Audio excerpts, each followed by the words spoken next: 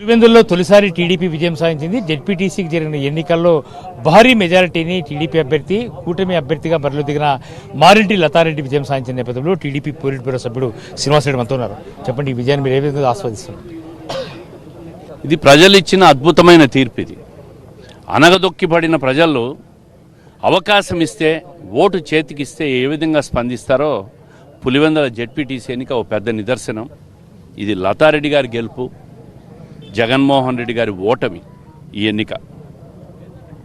ఎన్నికలు బహిష్కరించడం, కౌంటింగ్ను బహిష్కరించడం, ఏదో బలగాలతో తీర్పు రావాలని కోరి హైకోర్టును ఆశ్రయించడం, ఓటమికి సాకులు ఎత్తుక్కోవడమే. ఇది ఓడిపోతామని వాళ్లకు నామినేషన్ రోజే అర్థమైపోయింది, గెలుస్తామనే నామినేషన్ రోజే మాకు అర్థమైపోయింది. ఏ రోజైతే ప్రజలు 11 నామినేషన్లు పడ్డాయో ఆ రోజే ప్రజలు నిర్ణయించుకున్నారు సుపరిపాలనకు ఓటేయాలా అని.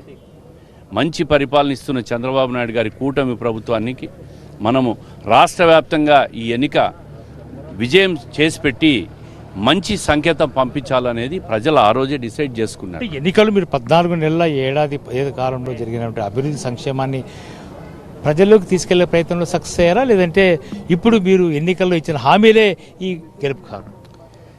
ఎన్నికల్లో హామీలు, సంక్షేమ కార్యక్రమాలు కానీ, రాష్ట్రం కోసం చంద్రబాబు నాయుడు గారు పనిచేస్తున్న విధానం కానీ, ఈ సంవత్సర కాలంలో 14 నెలల కాలంలో ప్రభుత్వం చేసిన మంచి కార్యక్రమాలు మేము ప్రజలకు తీసుకుపోయినాం. ప్రజలు విశ్వాసం వ్యక్తం చేశారు, నమ్మకం ఇచ్చాం. అన్నిటికంటే ముఖ్యమైనది ఏంటంటే అణిచివేయబడిన ప్రజలు అవకాశం వస్తే ఏ విధంగా స్పందిస్తారనేది ఈ ఎన్నిక పెద్ద ఉదాహరణ. 40 సంవత్సరాలుగా ఈ జెడ్పీటీసీలో ఎప్పుడు ఎన్నిక జరగలే, ఏకగ్రీవంగా జరిగింది. ఈసారి పోటీ జరిగింది.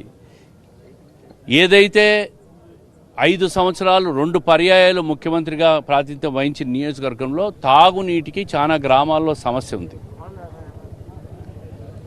పక్కా ఇండ్ల నిర్మాణంలో చాలామంది పేదవాళ్ళందరూ కూడా ఇల్లు దొరక్క ఇబ్బందులు పడుతున్నారు. 10 మంది పేర్లతో ఇల్లు తీసుకొని ఒకడే వ్యక్తి ఆ డబ్బంతా తీసుకొని ఒకడే ఇల్లు కట్టుకున్న ఆరోపణలు కూడా మేము విన్నాం. చిన్న చెరువులకు నీళ్లు రాలేదని చెప్పి నీళ్లు ఇవ్వలేదు, ఇన్ని సంవత్సరాల నుంచి డిమాండ్ చేస్తున్నా చేయలేకపోయినారని ఎర్రబల్లి చెరువు గ్రామ ప్రజలందరూ కూడా మాకు చెప్తే 48 గంటల్లో నీళ్ళు వచ్చేదానికి హెచ్ఎన్ఎస్ఎస్సి ఏర్పాటు చేసినాం. ఎన్నిక కోడ్ అయిపోయిన తర్వాత జీవోలు కూడా ఇవ్వబోతున్నాం. ఏదైతే మేము హామీ ఇచ్చామో ఎన్నికల్లో తప్పకుండా ఆ మండలంలో అన్ని రకాలుగా కూడా మేము పూర్తి చేస్తాం, నమ్మకం కలిగిస్తాం. భవిష్యత్తులో ఆ నియోజకవర్గంలో మరింత ముందుకు పోయి అన్ని రకాల అభివృద్ధి చేసేదానికి మేము పనిచేస్తామని చెప్పి ఈ సందర్భంగా తెలియజేస్తాం.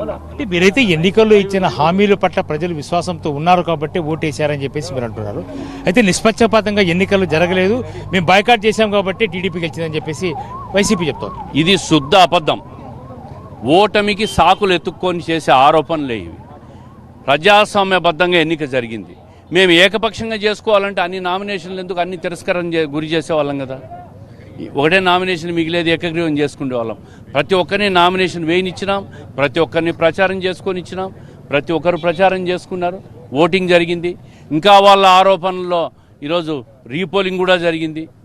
అన్ని రకాలుగా ప్రజాస్వామ్యబద్ధంగా జరిగింది.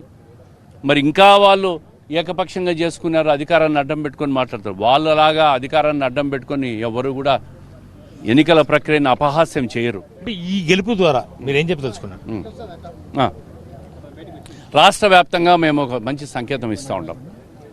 ప్రజలు సుపరిపాలనకు పట్టం కడతారు. మంచి చేసే ప్రభుత్వాన్ని, సంక్షేమం అందించే ప్రభుత్వాన్ని, పేదలను ఆదుకునే ప్రభుత్వాన్ని, అభివృద్ధి చేసే ప్రభుత్వాన్ని పట్టం కడతారనే దానికి చంద్రబాబు నాయుడు గారి పరిపాలన పెద్ద నిదర్శనం అని చెప్పే సంకేతాన్ని మేము రాష్ట్ర వ్యాప్తంగా పంపిస్తున్నాం.